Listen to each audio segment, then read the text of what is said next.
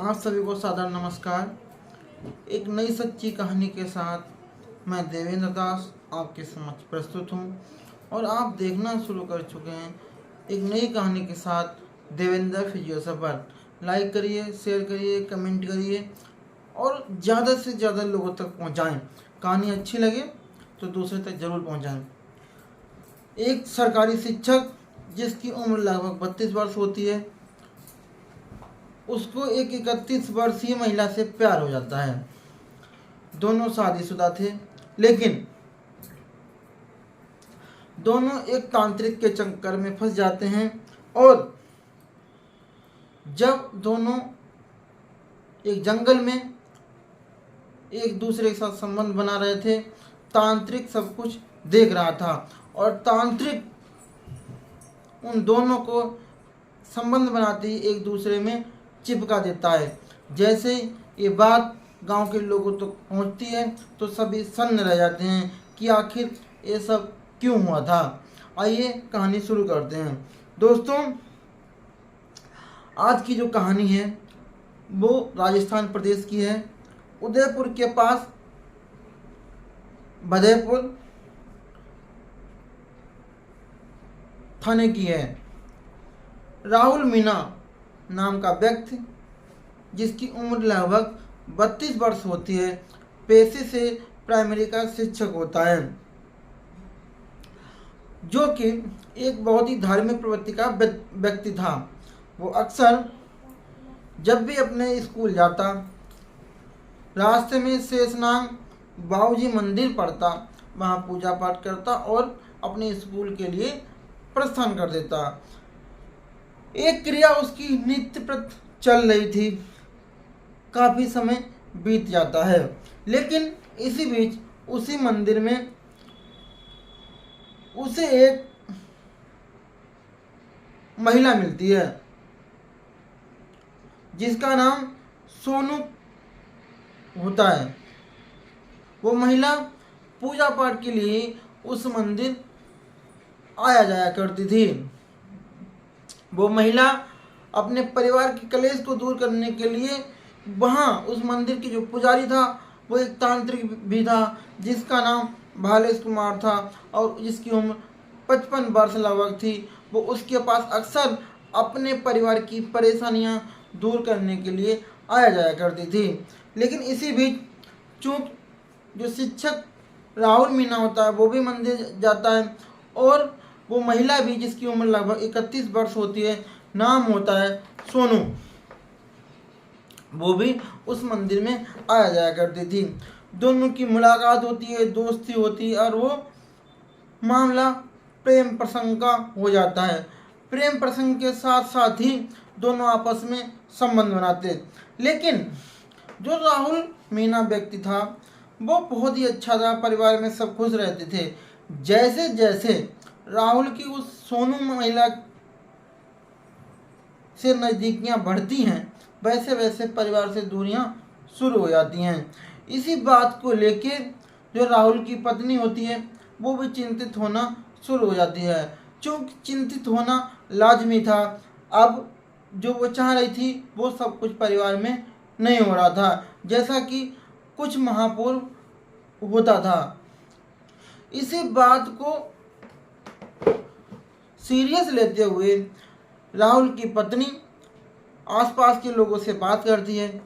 आसपास के लोग राहुल की पत्नी को शेषनाग बाबू जी मंदिर जो होता है उस मंदिर के पुजारी यानी कि भालेश, जो कि तांत्रिक है, उसके बारे में बताते हैं कि तुम उसके पास जाओ और तुम्हारे परिवार की जो परेशानियां हैं या राहुल का जो तुमसे अट्रैक्शन है वो कम हो रहा है, वो उसके पास जाओगी, तुम्हारा वो सब परेशानियां दूर कर देगा। जैसे ही ये बात राहुल की पत्नी को पता लगती है, वो एक समय निश्चित करती है और मंदिर के पुजारी यानी कि भालेश के पास पहुंच जाती है। वो अपने परिवार की सारी बातें भालेश को बताती है। भालेश भी उसकी बातें गौर से सुनता है। चूँकि उस तांत्रिक के आसपास कई गांव में चर्चित थे कि वो बहुत ही विद्वान और शक्तिशाली तांत्रिक है। अब क्या था, जैसी वो महिला मतलब राहुल की पत्नी तांत्रिक के पास जाती है, वो बताती कि हमारे परिवार में ऐसा ऐसा है कि हमारे पति जो कि मुझसे बहुत प्यार करते थे, परिवार में बच्चों से बहुत प्यार करते थे, वो शिक्षक हैं और वो बहुत ही धार्मिक प्रवृत्ति के व्यक्ति थे, जो कि अब ना तो उनके अंदर वो भक्ति है, ना ही परिवार के लिए प्रेम। आखिर क्या हुआ? तो भले से यानी कि तांत्रिक कहता है कि तुम्हें उस व्यक्ति की यानी कि अपने पति की फोटो लानी पड़ेगी, तभी कुछ उपाय या तंत्र विद्या में कर पाऊंगा। वो एक समय निश्चित करता है, उसी समय जो निश्चित किया गया था तांत्रिक के द्वारा, वो अपने पति का फोटो लेकर के तांत्रिक के पास पहुंच जाती है। तांत्रिक जैसे ही राहुल मीना का फोटो देखता है, वो आश्चर्यचकित रह जाता है, क्योंकि वो उसे भली प्रकार से जानता था और वो ये भी जानता था कि जो सोनू नाम की महिला है, उसके साथ उसका संबंध बन चुका है। दोनों दोस्त हैं, प्यार करते हैं और उनके आपस में संबंध बन चुके हैं। वो ये सब बातें अपनी तंत्र विद्या को सिद्ध करने के लिए कि वो वहाँ तंत्र विद्या में महारत है, वो चूँकि वो सब बातें उसे पता थी, वो सारी बातें राहुल की पत्नी को बता देता है। अब क्या था, राहुल की पत्नी अपने घर चली जाती है। शाम को जब राहुल अपने स्कूल से वापस आता, पत्नी सारी की सारी बातें अपने पति से करती और झगड़ा शुरू हो जाता। जैसे ही झगड़े की शुरुआत हुई तो वो अपनी पत्नी से कहता, आखिर ये सब तुमसे किसने कहा है? वो बता देती कि मैं मंदिर गई थी, तांत्रिक ने ऐसा मुझे बता दिया कि तुम्हारे सोनू नाम की महिला के साथ संबंध है और वो अक्सर उसके साथ रहती है, घूमने जाती है। ये सब चीज़ें मुझे तांत्रिक के द्वारा बताई गई थी। इसी बात को लेके राहुल तांत्रिक से नाराज हो जाता है। अगले दिन ही सुबह राहुल और उसकी प्रेमिका यानी कि सोनू दोनों तांत्रिक के पास पहुंचते हैं। बहुत सारी बार्गेनिंग हुई। उसके बाद वो महिला जो उसकी प्रेमिका थी, वो कहती है कि हमारे तुम्हारे भी संबंध रहे हैं, अगर तुमने कुछ भी इधर उधर पब्लिक में करने की कोशिश की तो मैं जो मेरे और तुम्हारे रिश्ते थे, मतलब उसकी प्रेमिका के और तांत्रिक के जो रिश्ते थे, वो पब्लिक कर देगी और जो तुम्हें मान सम्मान मिल रहा है वो सब नष्ट हो जाएगा। अब जैसे ये धमकी वो महिला देती है, तांत्रिक कहीं ना कहीं उसकी बात मान लेता है, लेकिन एक षड्यंत्र रचता है। षड्यंत्र क्या था? इसी बीच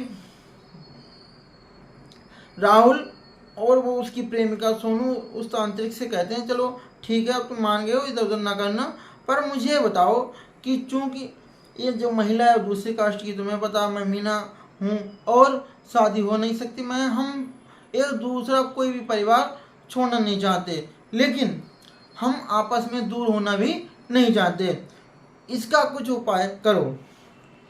चूंकि उन दोनों को कहीं ना कहीं उस तांत्रिक पे भरोसा था, वो तांत्रिक उसी भरोसे का फायदा उठाता है और समय निश्चित करता है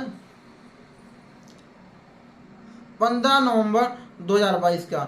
वो कहता है कि सुखड़िया सर्किल में जो रास्ते में जंगल है, उस जंगल में मैं तंत्र विद्या करूँगा और 2-3 दिन का मुझे टाइम दो, 15 तारीख को करेंगे, जिससे कि हमें जो सामग्री चाहिए वो इकट्ठा करके हम वहाँ हवन करेंगे और सिद्धि करेंगे कि तुम दोनों लोग अलग ना हो पाओ। फिर क्या था, रास्ते 15 नवंबर 2022 की तारीख आती है। तांत्रिक और वो महिला और वो राहुल तीनों एक बाइक पे सवार होकर के जंगल की तरफ चले जाते हैं। जंगल में जाते हैं और रात का लगभग समय होता है 10 बजे। तंत्र विद्या शुरू होती है।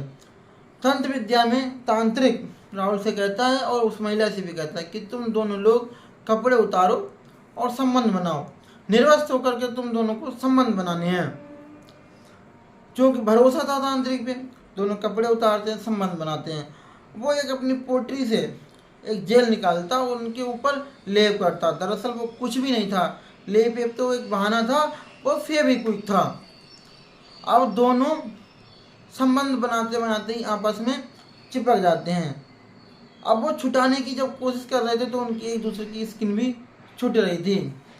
जैसे उन एक दूसरे की स्किन छूट रही थी, कहीं न कहीं अब उन दोनों को अनुभव होने लगा था कि इसने कुछ मेरे साथ खेल किया है। जैसे वो दोनों चिल्लाना या चीखना शुरू करते हैं, तांत्रिक एक पत्थर उठा करके राहुल के ऊपर बार पे बार करना शुरू कर देता है और उसके बाद वो महिला के ऊपर वार करता, फिर धारदार हथियार से हमला करता। क्योंकि अब वो किसी को, इन दोनों को छोड़ना नहीं चाहता। वो सोच रहा था अगर किसी को इसने आज बख्शा या छोड़ दिया तो उसका सब कुछ पब्लिक हो जाएगा और रायता फैल जाएगा और उसे भी जेल जाना पड़ेगा। वो इसी के साथ साथ धारदार हथियार से राहुल के प्राइवेट पार्ट पे भी वार करता है और जब दोनों की वहाँ मृत्यु हो जाती है, वो उन्हें दोनों को वहाँ छोड़ करके अपनी बाइक लेता और वहाँ से रवाना हो जाता है। लगभग 3 दिन का समय बीत जाता है। 18 तारीख को, 18 नवंबर 2022 को कुछ राहगीर वहाँ से गुजरते हैं और उन्हें 2 महिला और पुरुष की जब डेड बॉडी, जो कि धारदार हथियार से हमला हुई, प्राइवेट पार्ट नहीं है, उन्हें दिखती है, वो तत्काल ही पुलिस को सूचना देते हैं। पुलिस मौके पर पहुंचती है और पुलिस दोनों को पोस्टमार्टम के लिए भेज देती है। लेकिन अब पुलिस को ये खोजना था कि इस जंगल में आखिर हत्या करने वाला कौन हो सकता है। पुलिस कहीं न कहीं ऑनर किलिंग का भी समझ रही थी। ये भी लग रहा था कि ये मामला प्रेम प्रसंग का भी हो सकता है कि एक दूसरे दोनों ने हत्या कर ली हो। पुलिस तमाम एंगल से जांच कर रही थी। इसी जांच करते करते लगभग 72 घंटे बीतने के बाद तमाम तरीके की टीमें, डॉग स्क्वाड वगैरह सब एक्टिव होती हैं। जब 72 घंटे बीत जाते हैं, पुलिस को डॉग स्क्वाड के द्वारा एक मोबाइल मिलता है। मोबाइल से पता लगता है कि वो मोबाइल जो है वो राहुल मीना का है। फिर CDR निकलवाई जाती है और इसी के साथ साथ आसपास के लगभग 200 CCTV फुटेज खंगाले जाते हैं कि वो जंगल के रास्ते में कितने लोग गए थे। जब तमाम CCTV फुटेज के द्वारा ये पता कर लिया जाता है कि कितने लोग जा रहे थे, दिखाई देता है, एक जगह पे दिखाई देता है कि एक बाइक पे 3 लोग सवार थे। तो अब सोचते हैं कि 2 की तो मृत्यु हो चुकी है, अब तीसरा कहाँ है। तब कैमरे के द्वारा शिनाख्त होती कि तीसरा और कोई नहीं बल्कि शेषनाग भाव का मंदिर है, वहाँ का जो पुजारी है, तीसरा वो है। अब पुलिस उसे उठा लेती है, उसे सख्ती से पूछताछ करती है, तो वो पुलिस को ये सारी कहानी बताता है। पुलिस उसी की बातों को सुनते हुए तमाम चीज़ें रखते हुए, विचार करते हुए उसके खिलाफ FIR दर्ज करती है और उसे जेल भेज देती है।